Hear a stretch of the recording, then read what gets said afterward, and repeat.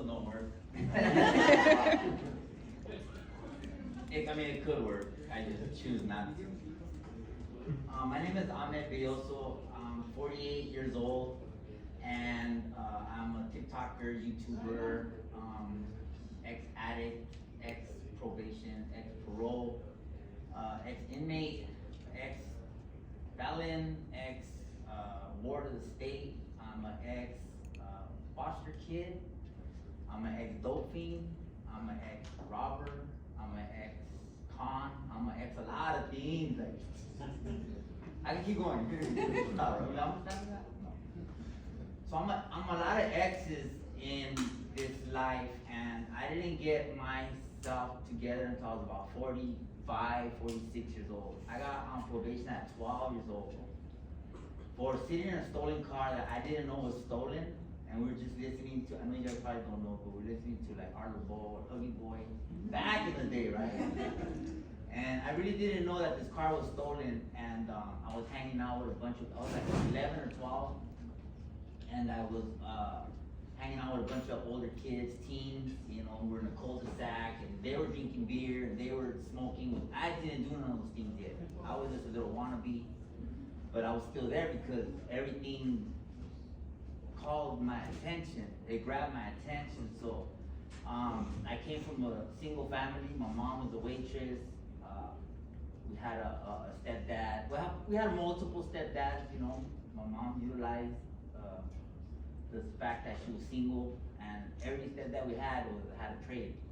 Like one stepdad was a mechanic, one stepdad was like drove from McDonald's. So everybody brought something to the table. Like real talk. I'm not saying she was pimping herself out. I'm just saying that, like, she understood that she had mouths to feed, so she went where she needed to go, right? But being around different men and stuff like that, you know, not everything was always as nice as it looked, and my sister ended up getting molested.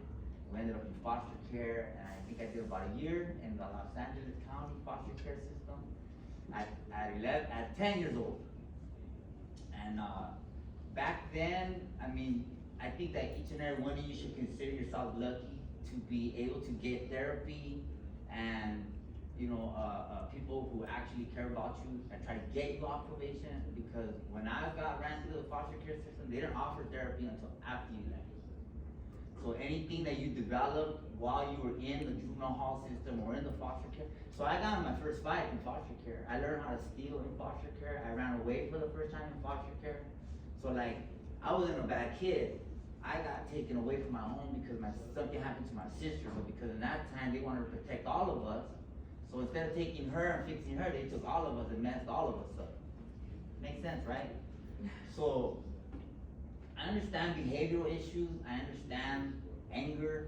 I understand blame when especially a lot of you. I think I talked to most of you, and a lot of them were fighting. You guys got caught up in fights in school, probably backing up your homie, and I guarantee you probably won't even know that homie 6 months from now, or 2 years, or even after you graduate. Like, life goes on, right? I don't know, a lot of my friends that I did things for back then, I wish I would never have, because I don't even know where they're at now. And so, what I'm trying to say is, consider yourself lucky, because what you guys are doing, and as far as you guys have got, to be able to get acknowledged and have your probation officer recommend you guys to get off. My POs all recommended me for jail, camp, for everything other than release. So like, probation is very different, you know. You guys are all good looking kids. You guys your parents are amazing. Obviously, my mom never came to none of this. I'm not gonna lie, bro. If they ever would, my mom never came to pick me up. They had to drop me off at home because my mom was like, "You guys out there, you took them, you bring them back."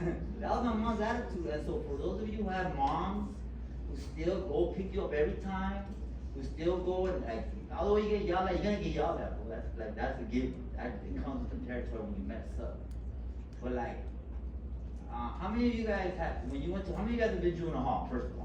Let's raise all you kids. None of you guys? 1, 2, 3. Do I count? Well, I remember when I used to cry in juvenile hall. Like I remember when I couldn't go home. I remember like after my first fight, and not cause I was a sissy, and not cause I was so mad. I was so mad that like I couldn't go home.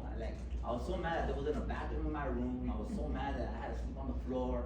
I was so mad at a lot of things, and that I lashed out.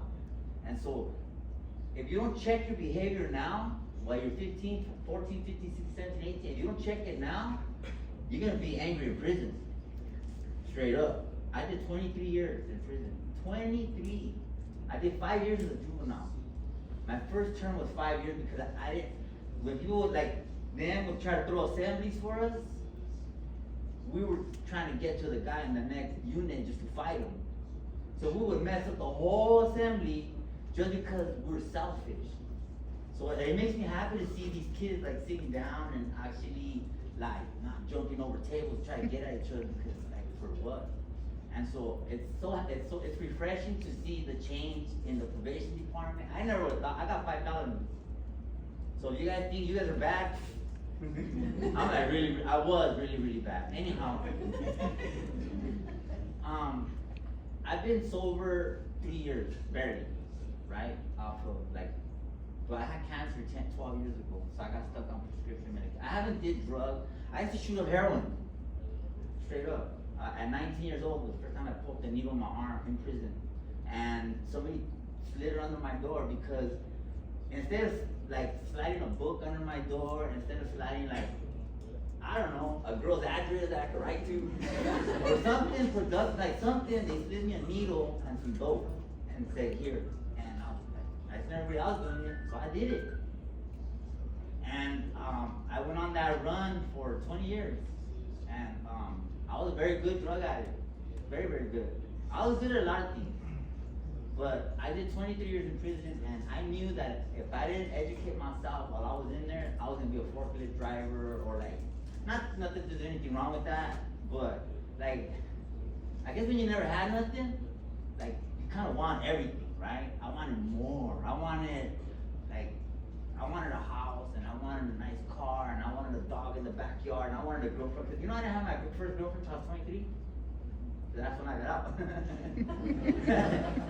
My first girlfriend I got at 23 years old, but I never had one. So I remember my first date, I was trying to cut a steak with a spoon at Outback Steakhouse. And the girl that I went on a date with, she looked at me, she's like, you know you got a knife right there, right? And I was like, dang.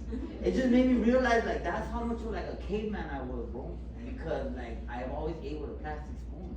I was literally in the real world trying to, on a date of all things, trying to cut a steak with a spoon. So like how? And so the point I'm making is that you could easily get caught in behavioral issues. You know what I mean? Like I didn't know how to use a knife. I do now.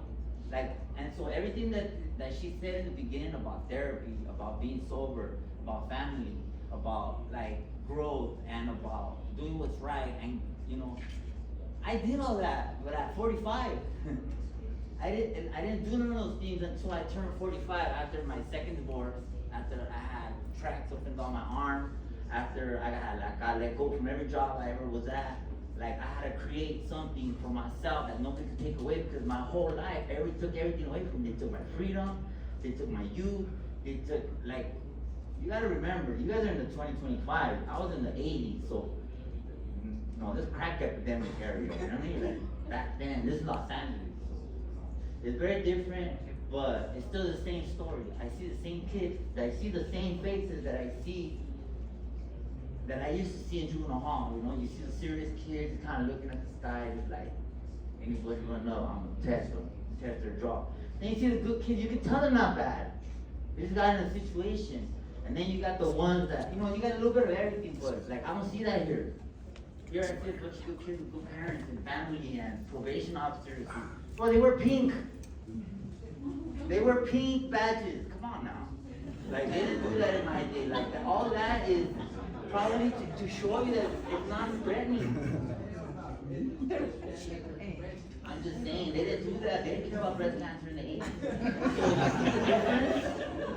I mean, not that they did, but they didn't show it like that. Like, you should be, in other words, it makes me happy that you guys got it. Because if you made it to this point, that means you're doing something right. Because I never been in an assembly like this, you know? And so congratulations to each and every one of you. And I hope you learn, because all the lessons that you learned into getting off of probation, you can keep going and carry on through life, bro. Like literally, it's not that hard. You gotta be kind, be sober, and put your family before anybody.